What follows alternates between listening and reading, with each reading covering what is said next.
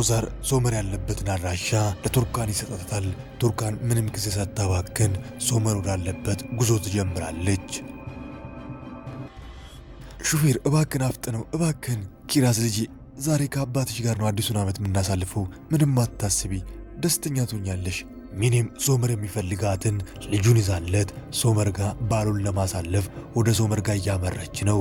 ቱርካንም ለአንዴና ለመጨረሻ ጊዜ ሶመርን ይቅርታ ለመጠየቅ በዓሉን ከሱ ጋር ለማሳለፍ ወደ ሶመር ጋር እያመራች ነው።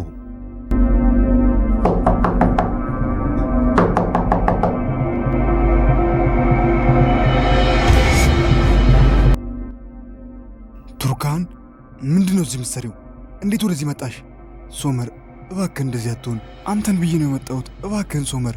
ቱርካን እኔ ደግሞ አንቺን አልፈልግም። ሂጂ ከዚህ ሂጂ ከዚህ። ሶመር እባክህ እንደዚህ አትሆን። እባክህን በሩን ክፈት። ቱርካን በሩን አልከፍትም። ከዚህ ሂጂ ብዬሻለሁ። በቃ ሂጂ ከዚህ። ብቻዬን መሆን ነው የምፈልገው። እነ ዳሪያ ቤት ሁሉም ተሰብስበው በዓሉን ሞቅ ባለ ሁኔታ እያከበሩ ይገኛሉ። ሙስጠፋ እንዴት ነው እባክህ? እዚህ እንዴት ተገኘ? ሩቻን በጣም ይገርምሻል። እኔም አሁን ነው ያወቅኩት። ሙስጠፋ የሲቢላይ ልጅ ነው። ኦ የሲቢላይ ልጅ ነህ? በጣም ይገርማል። በእውነት በጣም የሚያስገርም አጋጣሚ ነው። ሶመር ለጥቂት ደቂቃ ቱርካን ላይ ጨክኖ ዝም ካላት በኋላ የቱርካን ነገር አላስችል ሲለው መጥቶ በሩን ይከፍታል። ቱርካን! ሶመር ቱርካንን ተጣርቶ ሲያጣት ተመልሶ ወደ ቤት ሲገባ ቱርካን ትመጣለች። የት ነበርሽ ቱርካን? እየተጣራሁሽ ነበርኩ። የት ነበርሽ? ምን እያልከኝ ነው? አንተ ራሴ አይደለም እንዴ ከዚህ ሂጂ ብላ ያባረርከኝ? በቃ ልሄድ ነበር፣ መንገድ ላይ ነበርኩ። በዚህ ጨለማ ወዴት ነው ብትሄጂው? ብቻሽን እኮ ነሽ። ብቻሽን በዚህ ጨለማ ወዴት ነው ብትሄጂው? አሁን ደውዬ ታክሲ እጠራልሻለሁ። እስከዛው ገብተሽ ቁጭ በይ ግቢና። ሶመር ታክሲ ፍለጋ ስልክ ደጋግሞ ይደውላል። ሁሉም የሚደውሉባቸው በጠቅላላ ቦታው ሩቅ ነው፣ በዛ ላይ መሽቷል፣ አንመጣም ብሎ እምቢ ይሉታል። ቱርካንም እድሏን ተጠቅማ ለማደር መኝታዋን እያመቻቸች ሶመርን እየለመነችው እየተማጸነችው፣ በመጨረሻም ከብዙ ልመና ኋላ ሶመር ለቱርካን ይቅርታ ያደርጋል። ሰላም ያወርዳሉ። ተኮራርፎ በናፍቆት ሲሰቃዩ የነበሩበትንም ጊዜ በመሳሳም ፍቅር በመስራት በሚገባ ናፍቆታቸውን ይመልሳሉ። ሚኔ ልጇን ይዛ ወደ ሶመር ጋር የመጣች፣ ነገር ግን ሚኔን ይዟት እየመጣ የነበረው ሹፌር ደግሞ መንገዱ አስፈሪና አስቸጋሪ ነው፣ ከዚህ በላይ የትም አልሄድም ብሎ ሚኔን ይዟት ወደ ቤት ይመለሳል። ጠዋት ላይም ሶመርና ቱርካን ምርጡን የፍቅር ጊዜ እያሳለፉ እየተጫወቱ እያለ ድንገት ሚኔ ልጇን ታቅፋ ትመጣለች። ይህን ሶመር ቱርካንን ጥሎ እየሮጠ ወደ ልጁ ጋር ይሄዳል። ሶመር ውዴ፣ ትላንትና ማታ በዓሉን ከአንተ ጋር ለማሳለፍ ወደዚህ እየመጣ ነበር፣ ነገር ግን መሽቶ ስለነበረ ሹፌሩ መልሶ ወደ ቤት ወሰደኝ። ሚኔ ሶመር ላይ እየተቅለሰለሰች ቱርካንን ለማስቀናት እየሞከረች ተያይዘው ወደ ውስጥ ይገባሉ። ዶኑሽ ለማንም ምንም ሳትናገር ከፏቲ ጋር ሆና ወደ ሆስፒታል መጥታ ለፏቲ ልጅ ኩላሊቷን ለመስጠት የመጀመሪያ ዙር የደም ምርመራ ታደርጋለች። ከሰዓታት በኋላ ሶመር ልጁን ሚኔን እንዲሁም ቱርካንን ይዞ ወደ ትልቁ ቤት ቱርካንን አድርሶ ሚኔና ልጁን ደግሞ ሚኔ ወደምታርፍበት ሆቴል ወስዶ ልጁን አቅፎ አስተኝቶ ወደ ቤት ይመለሳል። ዳሪያ የዶኑሽ ጉዳይ እያሳሰባት ነው። ዶኑሽ ማለት ለሷ እህቷ ብቻ ሳትሆን ምስጢረኛዋ ጓደኛዋ እህቷም ጭምር ነች። ነገር ግን ሰሞኑን የፏቲና የልጁን ጉዳይ ለማስጨረስ እየተሯሯጠች ዶኑሽ ለእህቷ ለዳሪያ ምንም የነገረቻት ነገር የለም። ሸፍና ጉዳዩን ምስጢር አድርጋ ለማንም ሳትናገር ይዛለች። ዳሪያ ግን ዶኑሽ አንድ ነገር እንደደበቀቻት እርግጠኛ ነበረች። ሩቻን ከሲቢላይ እንዲሁም ከኦዛር ጋር የጀመረችው ድብብቆሽ ጨዋታ አሁንም እንደቀጠለ ነው። በስራ ጉዳይ ፈልጋችኋለሁ ብላ አንድ ቦታ ተገናኝቶ እያወሩ የቤት ሰራተኛዋ አይላ ደውላላት አንድ አስቸኳይ ጉዳይ ተፈጥሯል፣ ወደ ቤት ቶሎ እንድትመጪ ብላ ትደውልላታለች። ሩቻንም መሄድ አለብኝ በአስቸኳይ ብላ ሁለቱን ጥላት ሄዳለች። ጉዳዩ የሩቻን ስራ ነበር። አይላንም ብትሆን ለኔ ደውይልኝ ያለችው እሷ ነበረች። ሁለቱ ለብቻቸው እንዲሆኑ እሷም ስራዋን ለመስራት ነበር። ሲቢላይ ሰሞኑን የሩቻን ጉዳይ እያሳሰበኝ ነው። እኔና አንቺን ሳትጠረጥር አቀርም። እንዴት ሆኖ ማለቴ እንዴት አወቀች? ሲጀምር እኮ እኔ እናንተ ምንም የለንም። በእኔና በአንተ ማለት እኮ እኛ ብሎ ነገር የለም። ሲቢላይ እባክሽ እንደዚህ አትሁኚ። የዛኔም ያንን የገንዘብ ቼክ የሰጠውሽም ክፉ ነገር አስቤ አይደለም። እናንተ እንዳትጎዱ ነው። አንቺ ሩቻን እናታውቂያትም። ድንገት ማንም ሳያስብ አንድ ከባድ ነገር ይዛ ልትመጣ ትችላለች። አንቺም ሙስጠፋም እንዳትጎዱ እፈልጋለሁ። ምንም እንዳትሆኑብኝ ስለማስብ ነው። ኦዛር እሱስ ልክ ነህ። ሩቻን ቀላል ሴት አይደለችም። ነገሩን ሳስበው አንተ ልክ ነበርክ። የዛኔ ከዚህ መሄድ ነበረብን። እኔና ሙስጠፋ እዚህ ምንም አንሰራም። ወደዛ መሄድ ነበረብን። አጥፍቻለሁ። ይህንን ስራ ከቱርካን ጋር መጀመር አልነበረብኝም። ግን አይዞሽ ሲቪላይ፣ ምንም ነገር ቢፈጠር እኔ ሁሌም ከጎናችሁ ነኝ። እኔ አለው።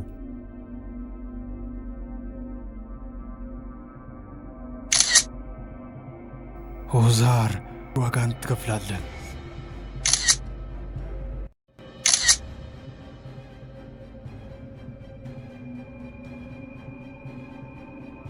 ሚኔ ልጄን አመማት፣ ፈልጣት፣ አንድ ነገር ሆነችብኝ እያለች ሶመርን ለማግኘት እየሞከረች ሶመር ጋር እየተገናኘች፣ አሁን ደግሞ ወደ ትልቁ ቤት ከሶመር ጋር ተያይዞ መጥተዋል። ማዬ ምንድን ሆንሹ? ፊትሽ ጥሩ አይደለም። ሙስጠፋ ልጄ እባክህን በቃ ከዚህ እንሂድ፣ ወደ ሀገራችን እንመለስ፣ ወደ ዝምር እንሂድ በቃ። ማዬ ያ የማይረባ ሰው ነው አይደል ያስከፋሽ? አባዬ ነው እንደዛ ያደረገሽ? በጣም ጥሩ ሙስጠፋ እባክህን ተው፣ በቃ ሁሉን ነገር ተው። ማዬ አንቺ ምንም አታስቢ፣ ምንም ችግር አይፈጠርም። መጣው እዚሁ ሁኚ። ሙስጠፋ ኦዛር ወደ ቤቱ ተመልሶ ሚኔን አግኝቷት ከልጅ ልጁ ጋር እየተጫወተ እያለ ሩቻን ትመጣለች። ኦዛር አንዴ ማውራት እንችላለን? እኔ እናንተ ለብቻችን ማውራት ያለብን ጉዳይ አለ። ምንድነው ጉዳዩ? ሩቻን ደግሞ ለምንድነው በአስቸኳይ ወደዚህ መጥተሽ የነበረው? እና እስኪ እንካ አይንን ተመልከት። እንካ ተመልከተው፣ በደንብ ተመልከተው። ኦዛር ሲፈራ የነበረው ጉዳይ በመጨረሻም ደረሰበት። በድንጋጤ ክው ይላል። መሬት አፏን ከፍታ ብትውጠው ደስታው ነበር። ኦዛር ምንድነው እሱ? ዝም አልክሳ? ሩቻን ምን ለማለት ፈልገሽ ነው? ሲቪላይ ትንሽ ከፍቷት ነበር። በቃ አይዞሽ እያልኳት እያጽናናዋት ነበር። ሌላ ነገር ምንም የለም። ምን አስበሽ ነው? እንደዛ ነው ኦዛር፣ በጣም ጥሩ። እሺ እያጽናናት ነበር። ይሄስ ምንድን ነው? እዚህ ላይም እያጽናናት ነበር። እነዚህስ ምንድን ናቸው? ኦዛር ምን ነው ዝም አልክሳ? ምንድን ናቸው እነዚህ? ሳዳር የዶኖሽ የሰሞኑ ሁኔታ ግራ እያጋባው፣ ምን እንደተፈጠረ ምን እንደደበቀችው ደጋግሞ ቢጠይቃት ምንም ልትመልስለት ምንም ልትነግረው ፈቃደኛ አልሆነችም። በመጨረሻም ከብዙ ጉትጎታ በኋላ ለፏቲ ልጅ ኩላሊቴን ልሰጥ ነው ብላ ዶኖሽ እውነቱን ትነግረዋለች። ሳዳር በሰማው ነገር እየተበሳጨ እሳት ለብሶ እሳት ጎርሶ ወደ ፏቲ ጋር ይመጣል። አንተ ቆይ ምን እያረክ ነው? ምን አይነት ሰው ነህ አንተ? ምን እያረክ ነው? ቆይ ዶኖሽን ተጠቅመህ ልጅህን ልታድን አይደል? ቆይ ምን አይነት አባት ነህ አንተ? እንዴት እንደዚህ ታደርጋለህ? አንደኛዋ ልጅህ እንድድን ሌላኛዋ ልጅህን ደግሞ አደጋ ውስጥ ታስገባለህ። ምን አገባ አንተ? ያገባሃል? ምንም የሚያገባ ነገር የለም። በእኔና በልጅ መሃል አንተ ምንም አያገባም። አሁን ውጣልኝ ከቢሮዬ ውጣልኝ ብያለሁ። ሳዳር ንዴቱን መቆጣጠር ሲከብደው በቦክስ ብሎ ፏቲን ይዘረዋል። ፏቲም ከወደቀበት ተነስቶ ሳዳር ይለዋል። ሁለቱ በከባዱ መደባደብ ይጀምራሉ። ቆይ አንተ ምን አይነት አባት ነህ? ምን አይነት ሰው ነህ? ልጅን ለማዳን ዶኖሽን መጫወቻ ታደርጋለህ? ዶኖሽን እንዴት መጠቀሚያ ታደርጋለህ? አንተ ምን አገባ? ምን ያገባል? አንተ የሚያገባ የሚመለከት ነገር አለ? ዶኖሽ ልጄ ነች፣ እኔ ደግሞ አባቷ ነኝ። አንተ ምንም የሚያገባ ነገር የለም። ምንም አያገባም። ሳዳር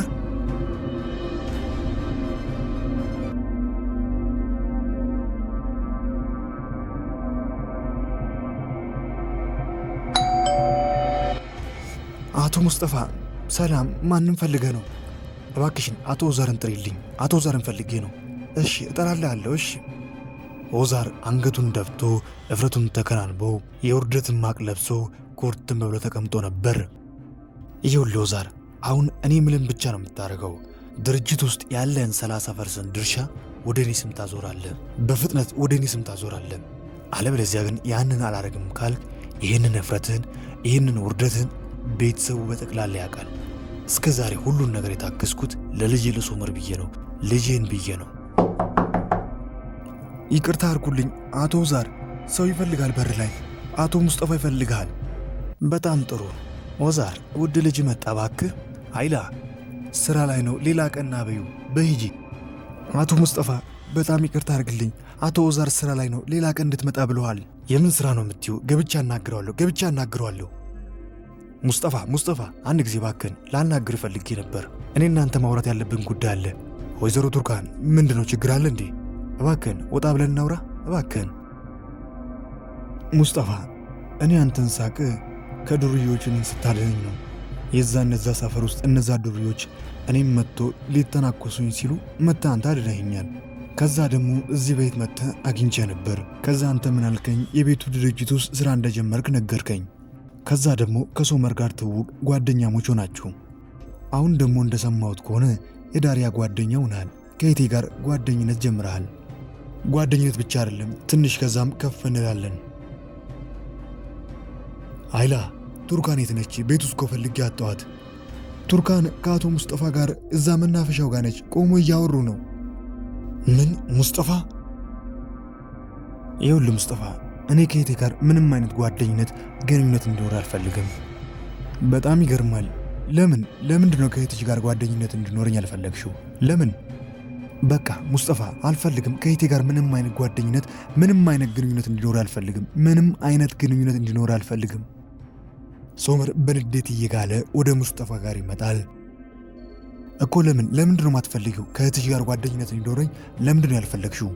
ምክንያቱም አንተ ለእህቴ የምትሆን ሰው አይደለም፣ ለእህቴ የምትሆን ወንድ አይደለም። አልገባኝም። እሱ ደግሞ ምን ማለት ነው? ታስታውሳለህ? የመጀመሪያ ቀን ከነዛ ጎረምሶች እኔን አተረፍከኝ። ያ ግዴታዬ ነበር። ከዛስ በሚቀጥለው ቀን ምን አደረግ? ሻይ አብረሽኝ እንድትጠጪ ይፈልጋሉ ብለህ አስገደድከኝ። ያንን ያረኩት በቃ ስለተመቸሽኝ ስለወደድኩሽ ነው ያንን ያረኩት። እኔ ግን ነግሬ ነበር፣ ባለ ትዳር ነኝ ብዬ ነግሬ ነበር። በቃ አላወቅኩም፣ እኔም ወደድኩሽ፣ ወድጄሽ ነበር። በቃ አላወቅኩም፣ እኔም ወደድኩሽ፣ ወድጄሽ ነበር። ሶመር እየሰማ ያለው ነገር ለጆሮውም ለማመንም የሚከብድ ነገር ነበር።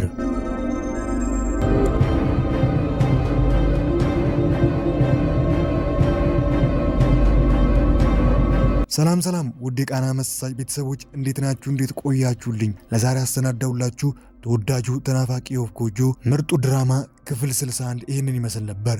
እንዴት ነበር? ሐሳብ አስተያየቱን ያስቀምጡ። በቀጣይ ክፍልስ ምን ይከሰት ይሆን? በሶመርና በወንድሙ መካከል ምን ይፈጠር ይሆን? በሶመርና በቱርካን መካከልስ ምን ይፈጠራል?